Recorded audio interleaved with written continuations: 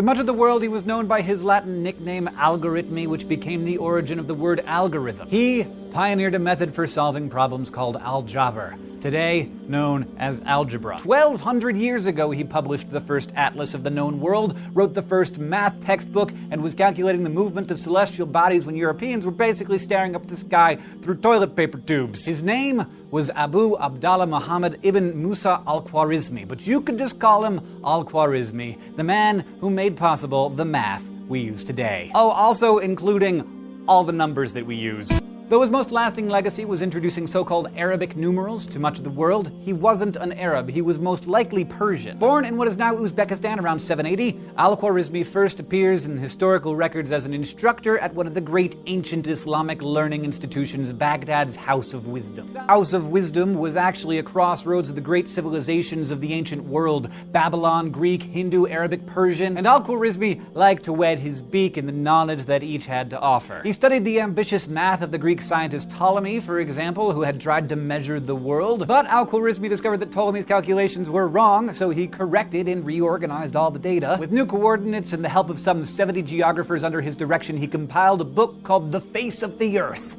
a complete explanation of the geography and cartography of the known world, thought to be the first of its kind. He was also the official astronomer of the court in Baghdad, and as part of his duties, he compiled charts that tracked the moon and 5 planets. These tables turned out to be so useful and accurate that centuries later they would be translated into Latin and Chinese and circulated around the world. But his real passion was for mathematics, and he eagerly accepted a commission from Muslim leaders to come up with a text for the general public about how to do basic calculations, like for conducting trade and making measurements. The result was a text with the inimitable name, The Compendious Book on Calculation by Completion and Balancing. In it, Al-Khwarizmi explains how to solve linear equations and quadratic equations with what he called Al-Jabr, or completion, by subtracting or dividing an amount from both sides to find a missing figure. You know, solving for x.